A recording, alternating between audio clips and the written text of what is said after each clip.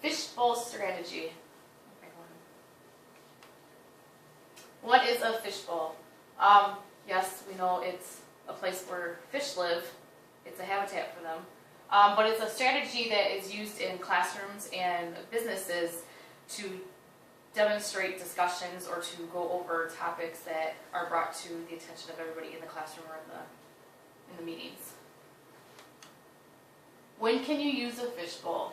How I did it for my lesson plan was I used it to demonstrate an exercise that I wanted the children to do with each other, peer reviewing each other's writing samples to get the practice in for being able to look over, finding punctuation errors, capital letter errors, stuff like that. But I put in there that I was doing a fishbowl demonstration with another student to prove or to show them how I would want them to work with each other in the groups on their writing samples. So you can use it to do a demonstration of an exercise.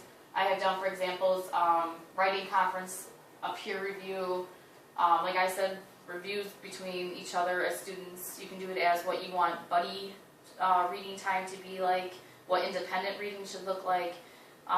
You could do it as a discussion. Maybe the class is talking about a book or a chapter, and that they come together and they want to discuss things that happened in that book or in that chapter. You could do as what we did in class. Each person has a part or a role in the discussion, and they have to participate and come up with stuff to say for their part or their role. And it's not just used in classrooms, like I said.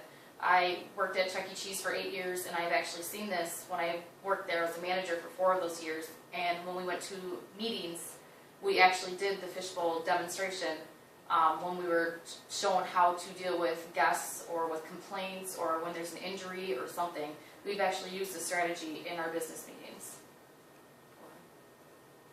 How does the fishbowl look? You have a room, either a classroom or a business office or a big enough space that you can hold everybody in it.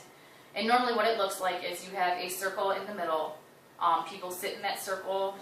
Most of the time people like to put a chair in the middle and they sit around the chair. Around that circle of group that's around the table, you have another one that sits on the outside of them. Now the group that's sitting in the middle are having their discussion or doing the demonstration of the exercise or something, whereas the group that's on the outside of the circle are not listening, or are not talking. They are just listening to what is going on and observing what is going on in the middle. There's usually a certain amount of students that are in the middle and a certain amount of students are sitting on the outside. You don't want all the students or all the people sitting in the middle. You want to split it up so you have a good number of people on the outside circle and on the inside circle. Like I said, the middle circle is having a discussion, doing their demonstration. The outer circle is actively listening and observing. Everyone participates in the inner circle. Like I said before, it helps sometimes to give roles or something for them to do to bring their participation into that inner circle. The inner circle is done. The groups switch. The ones that were sitting on the outer circle will move into the inner circle, and the ones that were in the inner circle go to the outside circle. And it flip-flops. So now the inner circle that was listening, they're doing their part of the discussion or the demonstration, and the outer circle is now doing their part of listening and observing. The teachers usually stay out of this demonstration. They stay on the outside and observe what's going on. It's kind of a way for them to do an assessment of who's participating, who's not. If there's any misunderstanding about something, the teacher can see who is not understanding and what to focus on next time with that student, or particularly if a bunch of the students are not understanding a certain topic, the teacher will be able to see this and then maybe talk about it in the next mini lesson or so.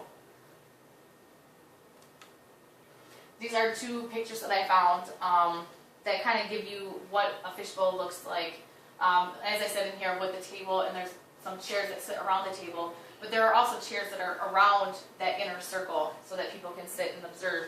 This is a very good one, I think, it shows the inner circle and then it shows the outer circle of what it's supposed to look like when you do a fishbowl. Guidelines for a fishbowl strategy. This is something I would recommend to go over with your students.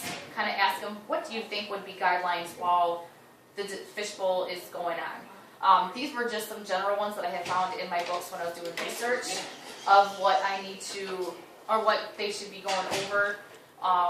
But generally, if you have them come up with some of these ideas with you, it helps them get a little more into it, make a connection with the Fishbowl strategy. One of them is listening to others, being able to actively listen and not just kind of pretend that you're listening, actually listen to what the person's saying. Take notes if necessary. I found a sheet on the internet that a teacher has used for her Fishbowl demonstrations where they have to actually fill out this little form while they're watching and observing the Fishbowl demonstration so that they can show that they were actively listening. Be prepared, again, with the whole if you have roles or not during this.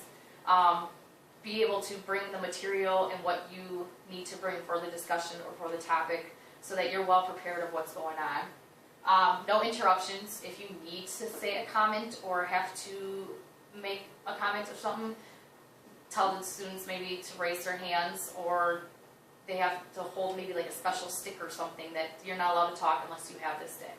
But we need to make sure we tell them that this is not a circle where you are constantly interrupted. You need to listen to each other and wait for your turn to talk. Help others understand. Maybe someone's got questions and maybe someone in that group can answer someone's question, like help them understand something that they did not understand.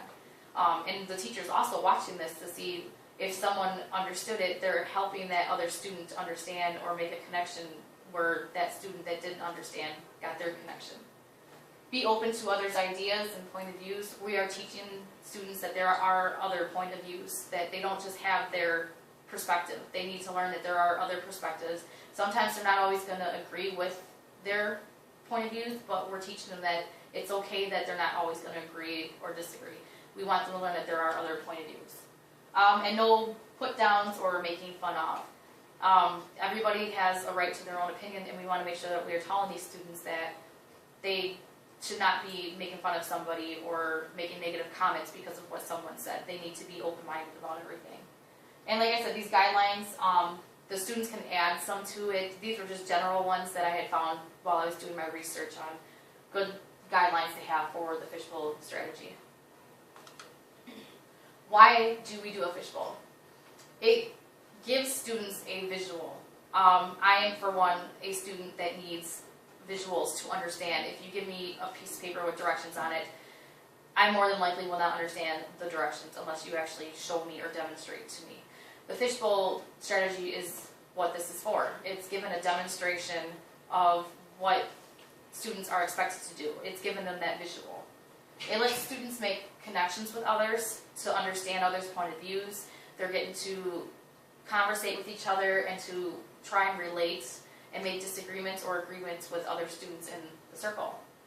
And then we're also teaching these children how to use their discussion skills, how to practice and how to make them better. The discussion skills are actively listening, participating by contributing what they have to say or comments to piggyback off of someone else's comments, and then observing, being able to observe what is going on. Benefits of the Fishbowl, like I said before, the student or the teacher is doing assessments on the students. She or he is able to see who is not understanding, who is understanding, who's participating, who's not participating. So she's able to do some assessment.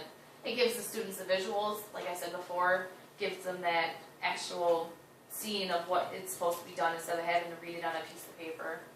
They're practicing their discussion skills, and they're getting to observe each other. They're getting to observe others' viewpoints. They're able to ask questions to each other in the circle to get answers off of each other.